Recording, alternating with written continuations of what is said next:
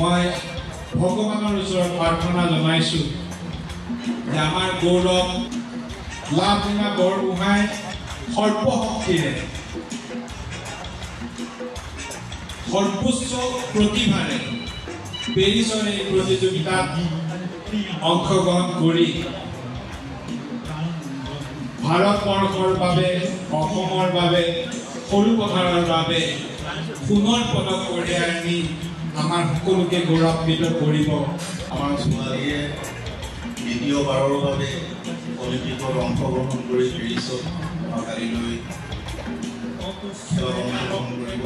তাৰ বাবে আজি এই অনুষ্ঠানটো পাতিছে। এনেধৰণৰ অনুষ্ঠানে কিছুমান ক্ষেত্ৰত আগুৱাই যোৱাত এটা এনাৰ্জিৰ সৃষ্টি কৰে, যিটো পজিটিভ এনাৰ্জি বুলি কয়। মই ভাবোঁ এনেধৰণৰ এটা ধনাত্মক শক্তি নিশ্চয় ভগৱানে দিব।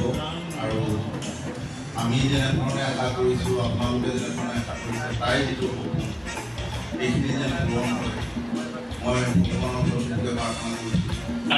তাই বেষ্টটো দিব আৰু আমাৰ কাৰণে গ'ল্ড মেডেল তেওঁ আনিবই, দেশৰ কাৰণে গৌৰৱ কৰাই আনিব তেওঁ। আমাৰ কাৰণে সোণৰ পদক কঢ়িয়াই আনক। ভাবলি নাই ডেফিনেটলি গ'ল্ড আৰু মেডেল লৈ ইয়ালৈ আহিব। এদিন মই অৱদান বৰলা গাঁৱলৈ আহিলোঁ। তেখেতৰ মাতৃক মই এটা কথাই বুজিছোঁ প্ৰথমে গৈ, মই আপোনালোকৰ পাকঘৰটো চাব পাৰিম নেকি?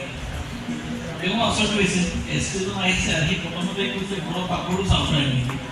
তেওঁ কৈছে কিয়? মই কৈছোঁ আপুনিতো কি খোৱালে, এই ছোৱালীজনীক আপুনি কি খুৱায় যে অলিম্পিকত মেডেল পাব পাৰি, কিন্তু কেনেকৈনো বনাই পাকঘৰটো নাচাব লাগিব।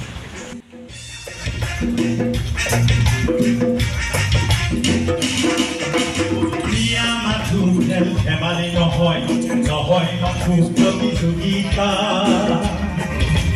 ক্ৰিয়া মাথো খেল ধেমালি নহয়, নহয় মাথো প্ৰতিযোগিতা। এক সুন্দৰ সবল জাতি গঠনত ক্ৰিয়াই কৰে সহযোগিতা।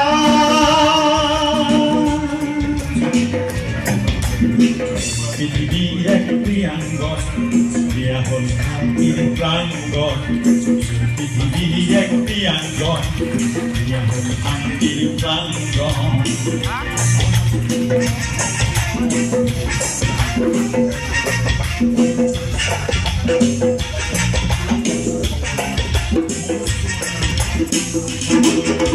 চৌদিশে যত আগুনৰ চিন্তা মূল্যবোধৰ পক্ষই।